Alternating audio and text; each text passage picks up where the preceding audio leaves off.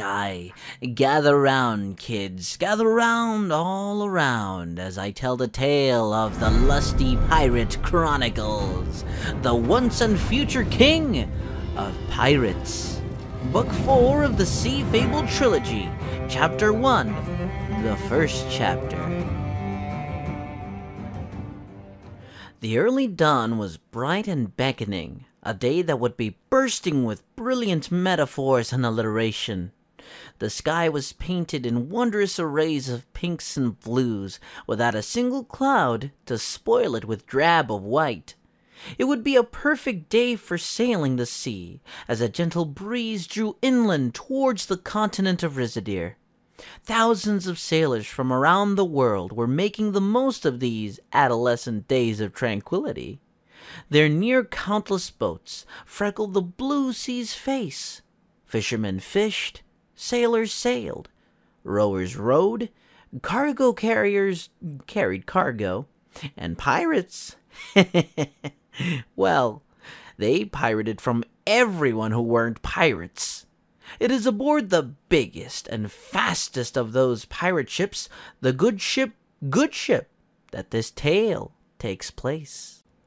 The sail ship itself was legend among sailors the world over, often talked of in low, hushed voices in taverns, along with tales of mermaids and krakens. Some say the sail ship was built by the devil himself, out of the death trees grown from the poisoned soil of the forgotten lands, while demons crafted the wheel and mast out of the finger bones of children. Some even claim that they had seen ghosts sew the Jolly Roger out of the black hairs of those lost at sea. Others claim that a carpenter named Billiam built the good ship out of simple oak. They are both half correct. On this particular day, the deck of the good ship was occupied by 50 or nearly half a hundred pirates, all raring to seize any unlucky boat they happened upon. But where is our hero? Our protagonist, you might ask. Well, my friend, it is time for you to meet him. Let us journey further into the captain's cabin, where we will find a man whose reputation precedes even that of his own ship. Here is Captain Duncan Blackpride, king of the pirates, scourge of the 4.5 seas, uncontested champion of the rapier blade, whoremonger, maiden's bane, soothsayer, warrior poet, one-time turnip farmer, and harp enthusiast. He sat in a polished mahogany chair that was plated in gold and goldfish paint, his cup optimistically full of strong grog. In front of him was a splintered pine table, surrounded by 6 of his most trusted men, and 3 of his more mistrusted ones. The air was so black and thick, you could choke on it. You could also choke on the cigar smoke that filled the cabin. Sitting opposite of the captain, across the table on a tiny stool, was his first mate, Piper. He was short and thin, dressed in the clothing of his allotted position, all white garments with a massive 1 embroidered on his chest. Piper was a tiny man, made tinier in the presence of such a massive man as Duncan Blackpride. "So what will it be then, huh?" asked the captain in a voice that was both calm and restless, sounding as a lion's roar and a kitten's purr all at once. Piper blinked and ran his hands through the stubble that had once been his long blonde hair. Silence filled the air. Well, silence and smoke filled the air. The black smoke. Piper looked down and saw the single coin of his that remained on the table. It was a pitiful sight, especially when considering the kingdom of gold coins that had once been his, now guarded the table near Captain Blackpride. Piper swallowed and closed his eyes. 7. Piper had whispered loudly enough that it could almost not be considered a whisper at all. Duncan did not move a muscle. Well, except that he did. He yawned a mighty yawn and cracked the knuckles of his hands. Hands that could crack the knuckles of lesser men without trying. 7, you say? Duncan Blackpride asked. With a ringed finger, he twirled a lock of his raven-colored beard. Yes, Captain. 7. Piper repeated. He tried to swallow again, but found that his mouth was too dry. The captain eyed Piper before clearing his throat.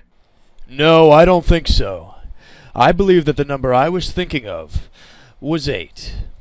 Oh, he got you again, a pirate jested, elbowing Piper in the ribs. You can't beat the captain at his own game, another quipped. Piper bowed his head and resigned his remaining coin to the captain. 349 losses, he thought bitterly. Now, my first mate, don't be like a guitar's neck, Duncan said with a smile. What? Piper asked. Don't fret. Oh. Keep your coin. Duncan said. Keep it to remember that you have a coin, and that a coin can be used to buy many things. But it can never buy things that you can not. Buy? Yes. Duncan nodded, his face an expression of deep sincerity. It was then that the cabin door crashed open, and a scrawny boy ran in. Captain! Captain! Merchant ship on the horizon! The boy squeaked. The captain leapt from his chair, drained the remainder of his grog, which was, as many of you recall, quite strong grog, and was outside before the smoke could clear. After that ship! He ordered, and every crew member obeyed without hesitation. And raise my Jolly Roger! Once unfurled and raised high, the black sail was massive, billowing in the wind. Sewn into the black fabric was a winking skull with a smile so bright that it sparkled like 1,000 diamonds polished by the sun. The captain's own smile made it look dull in comparison as he took hold of the wheel and steered toward his prey. A mighty gale swept across the sea and took a hold of the good ship's sail. Captain Duncan Blackpride's hair, long, thick, and darker than any night in hell, flew backwards from his brow. His silk shirt parted to the wind's embrace, revealing a chest that was rippling with muscle. It was the kind of chest that was made for a woman to rest her head upon and dream her innocent dreams of fancy clothes and pageantry. If his chest had been a barrel, then it would have been an iron-studded barrel, filled with things of a mannish nature, such as nails, fire, and gunpowder. With tremendous strength of arm, Duncan steered the ship, gliding it over the water's surface with the grace that any swan would envy. Had anyone foolish enough attempted to mimic his obvious greatness, they would be rewarded with a broken back and permanently injured pride. A smile cut across his face, sharp and daring, like a juggler's knife.